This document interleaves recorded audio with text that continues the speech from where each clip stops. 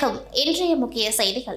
வரும் 2026ஆம் ஆண்டு நடைபெறவுள்ள சட்டமன்ற பொதுத் தேர்தலில் அகில இந்திய அண்ணா காங்கிரஸ் கட்சி தமிழகத்திலும் போட்டியிடும் என கட்சி நிறுவன தலைவரும் முதலமைச்சருமான ரங்கசாமி அறிவித்திருந்தார்.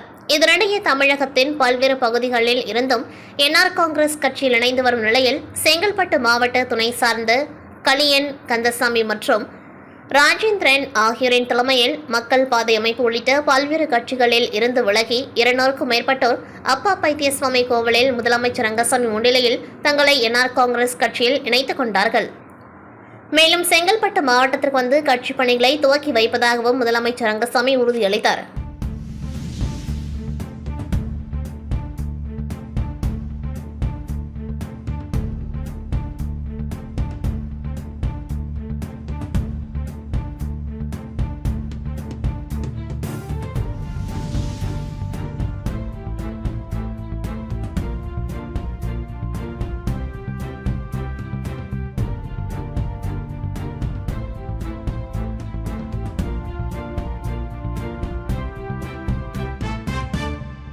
ஜப்பான் நாட்டை சார்ந்த பிரதிநிதிகள் மற்றும் நடிகைகள் சுமார் 50க்கும் மேற்பட்டோர் ஆன்மீக பயணமாக புதுச்சேரி மற்றும் அதனை சுற்றியுள்ள தமிழக பகுதியில் உள்ள ஆலயங்களில் சுவாமி தரிசனம் செய்தனர். தொடர்ந்து உலக நன்மை வேண்டியும் அமைதி காக்கவும் புதுச்சேரி அடுத்த மொரட்டாண்டி பகுதியில் அமைந்துள்ள உலகிலேயே மிக உயரமான மகா பிரத்யங்கரா காளி ஆலயத்தில் நள்ளிரவில் மிளகாய் வத்தல் யாகம் நடத்தினார்கள். ஆலய பீடாதிபதி நடாத்தூர் ஜனார்த்தனன் சுவாமிகள் தலைமையில் நடைபெற்ற பூஜையில் 108 கிலோ மிளகாய் வத்தல் உட்பட 108 யாக பொருட்களை கொண்டு பூஜைகள் நடைபெற்றது. இதில் இந்திய முறைப்படி வேத மந்திரங்கள் ஓதியவாறு ஜப்பான் நாட்டினர் பூஜையில் கலந்து கொண்டு காளி வழிபட்டனர்.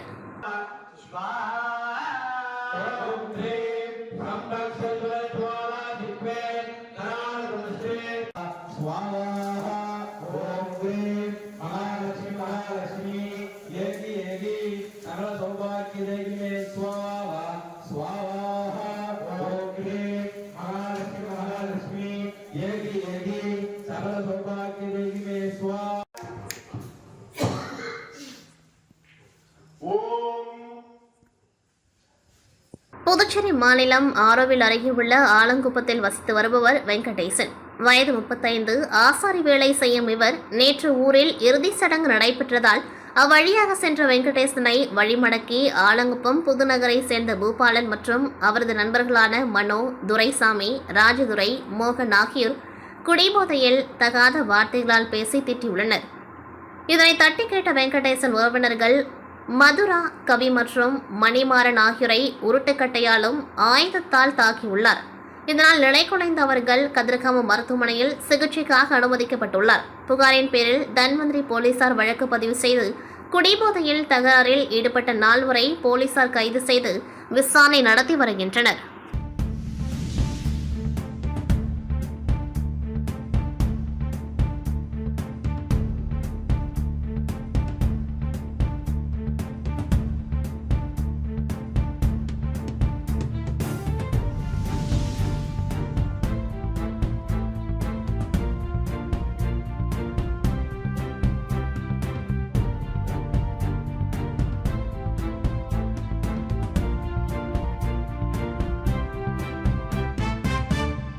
தமிழ் மொழியின் வளர்ச்சிக்கான திட்டங்களை வகுக்கவும் உலகெங்கும் வாழும் தமிழ் அறிஞர்களை ஒன்றிணைக்கும் வகையிலும் 2 ஆண்டுகளுக்கு ஒருமுறை உலக தமிழ் மாநாடு நடத்த வேண்டும் என்று 1964ஆம் ஆண்டு டெல்லியில் தொடங்கப்பட்ட உலக தமிழ் ஆராய்ச்சி மன்றத்தில் முடிவு செய்யப்பட்டது. அந்த வகையில் முதல் மாநாடு 1966ஆம் ஆண்டு மலேசியா கோலாலம்பூரில் நடத்தப்பட்டது. தொடர்ந்து 1968இல் சென்னை, 1970இல் பாரிஸ், 1974இல் இலங்கை, 1981இல் மதுரை, 1987இல் கோலாலம்பூர், 1989இல் மொரீஷியஸ், 1995இல் தஞ்சாவூர், 2015இல் கோலாலம்பூர், 2019இல் சிகாகோ, 2023இல் கோலாலம்பூர் ஆகிய இடங்களில் நடைபெற்றது. இதுவரை 16 முறை உலக தமிழ் மாநாடு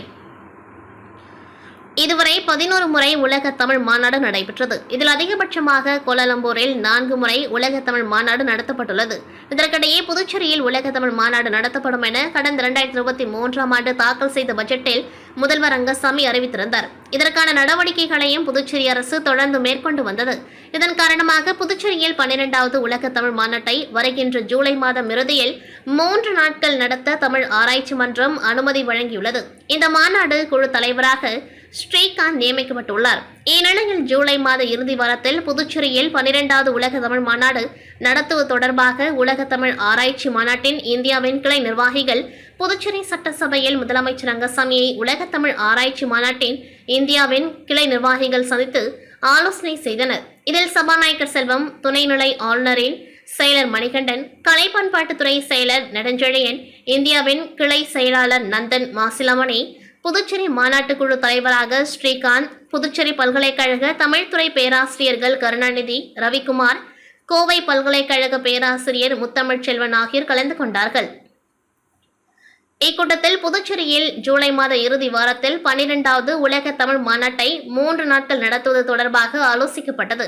இந்த தமிழ் மாநாட்டில் குடியரசுத் தலைவர், பிரதமர் மற்றும் Singapore, Malaysia, France, Fiji, Mauritius உள்ளிட்ட பல்வேறு நாடுகளில் இருந்து ஆட்சி பொறுப்பில் உள்ள தமிழ் தலைவர்கள் மற்றும் தமிழ் அறிஞர்கள் என 5000 பேர் கலந்து கொள்ள உள்ளனர்.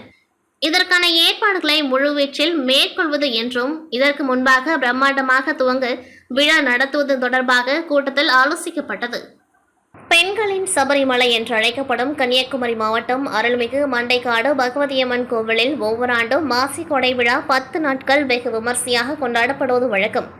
அந்த வகையில் இந்த ஆண்டிற்கான மாசி கொடை விழா இன்று கொடியேற்றத்துடன் தொடங்கியது. இன்று அதிகாலை 5 மணிக்கு கணபதி ஹோமத்துடன் தொடங்கிய கொடை விழாவில் முதல் நாளான இன்று உஷ பூஜையை தொடர்ந்து கோவில் தந்திரிகள் திருக்கொடியேற்றம் செய்து வைத்தனர். இதில் கொடியேற்றம் நிகழ்ச்சியில் குமரி மாவட்டம் மட்டுமல்ல, நெல்லை, தூத்துக்குடி, மதுரை மற்றும் கேரளாவில் இருந்தும் ஏராளமான பக்தர்கள் வருகை தந்து சுவாமி தரிசனம் செய்தனர். 10 நாட்கள் கொடை விழாவில் ஒவ்வொரு நாளும் காலை மாலை இருவேளையும் அம்மன் வெள்ளி பல்லாக்கில் உலம் வருதல், வரும் 7ஆம் தேதி வலியப்படுகை பூஜையும், 10ஆம் தேதி பெரிய சக்கர தீவெட்டி பவனியும், 11ஆம் தேதி 10வது திருவிழாவான நள்ளிரவு ஒடுக்கு பூஜையுடன் 10 நாட்கள் மாசி கொடை விழா நிறைவு பெறும். இன்று முதல் 10 நாட்களும் நாகர்கோவில், திருவனந்தபுரத்திலிருந்து மண்டைக்காட்டிற்கு 2 மாநில அரசுகளும் சிறப்பு பேருந்துகளை இயக்கி வருகின்றது.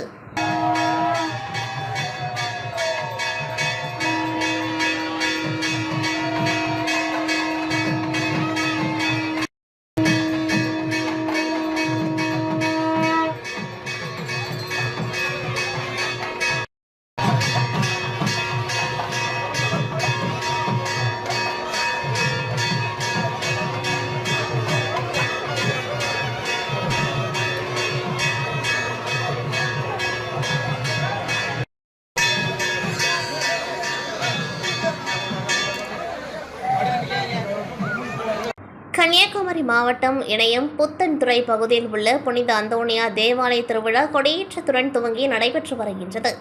12வது நாள் திருவிழாவான இன்று இரவு தேர்பவனி நடைபெறவுள்ள நிலையில் மாலை அதற்கான முன்னேற்பாடு பணிகள் நடைபெற்றது. அப்பொழுது அதே பகுதியைச் சேர்ந்த மைக்கேல் பிந்து, மரிய விஜயன், அருளி சோபன், ஜஸ்டஸ் ஆகிய 4 பேரும் அந்த பகுதியில் இருந்த அலுமினிய ஏணியை நகர்த்தி சென்றுள்ளனர்.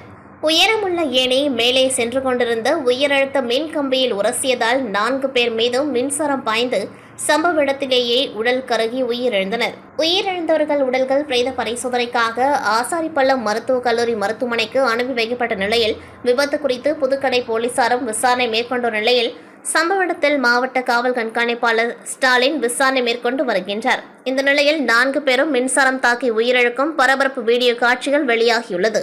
புதுச்சேரி லாஸ்பேட்டை தொகுதியில் கொசு தொல்லை அதிகமாக இருப்பதாக புகார் வந்த நிலையில் அதன் அடிப்படையில் புதுச்சேரி லாஸ்பேட்டை தொகுதியில் ஸ்ரீ சப்தகிரி அறக்கட்டளை சார்பில் தொகுதி முழுவதும் கொசு மருந்து தெளிக்கும் பணியினை நமது முன்னாள் சபாநாயகர் சப்தகிரி பிபி சிவக்கொழுந்து அவர்கள் கடந்த சில நாட்களுக்கு முன்பு துவக்கி வைத்தார். பல்வேறு பகுதிகளில் இப்பணி நிறைவடைந்ததன் தொடர்ச்சியாக இன்று ஸ்ரீ சப்தகிரி அறக்கட்டளை பொறுப்பாளர் சப்தகிரி பிபிஎஸ் ரமேஷ்குமார் அவர்களின் முன்னிலையில் ஜீவானந்தபுரம் மற்றும் அதன் சுற்றியுள்ள பகுதிகளில் கொசு மருந்து தெளிக்கும் பணி நடைபெற்றது. தொடர்ந்து அறக்கட்டளையினர் வீதி வீதியாக சென்று கொசு மருந்துகளை தெளித்தனர். இச்சேவையை ஸ்ரீ சப்தகிரி அறக்கட்டளை நிர்வாகிகள் சிறப்பாக செய்திருந்தனர்.